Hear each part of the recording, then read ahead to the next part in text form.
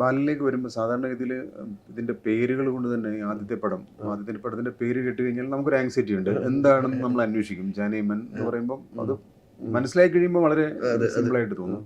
Manjummel boys അത് തന്നെയാണ്. ബാലനും അതുപോലെ തന്നെ മലയാളത്തിലെ ഒരു പഴയ സിനിമയെ ഓർമ്മിപ്പിക്കുന്ന കാര്യത്തിൽ എനിക്ക് തോന്നുന്നു ഫസ്റ്റ് പോസ്റ്ററൊക്കെ വന്നപ്പോൾ തന്നെ ഞാൻ ശരിക്കും വിചാരിച്ചത് ഒരു ചിദംബരം, അരവിന്ദന്റെ ചിദംബരം, അടൂരിന്റെ സിനിമകൾ, അതിന്റെ ഒരു ജോണറിൽപ്പെട്ട ഒരു പോസ്റ്ററായിരുന്നു. ഏതാണ്ട് ആ സ്വഭാവത്തിലുള്ള ഒരു സിനിമയായിരിക്കും. അത് ഭയങ്കര എക്സ്ട്രീം ലെവൽ അറ്റംപ്റ്റ് ആണല്ലോ എന്ന് ഞാൻ ആലോചിച്ചു. ഞാൻ സതീഷിനോട് പറയുകയും ചെയ്തു.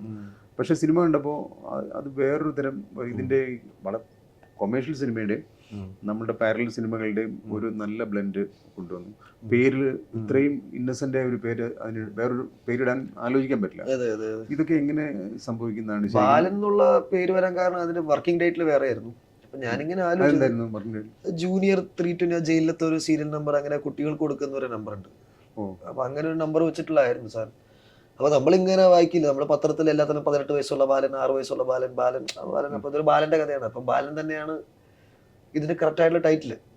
പിന്നെ ബാലൻ എന്ന് പറഞ്ഞ ഐഡന്റിറ്റി ഇല്ലല്ലോ ബാലന്, ഒരു അറിയാത്തൊരു. അപ്പൊ ബാലൻ തന്നെയാണ്, കാരണം പേരല്ല, അവന് പേരില്ല, അവന് സിനിമയിൽ ഉടനീളം പേരില്ല.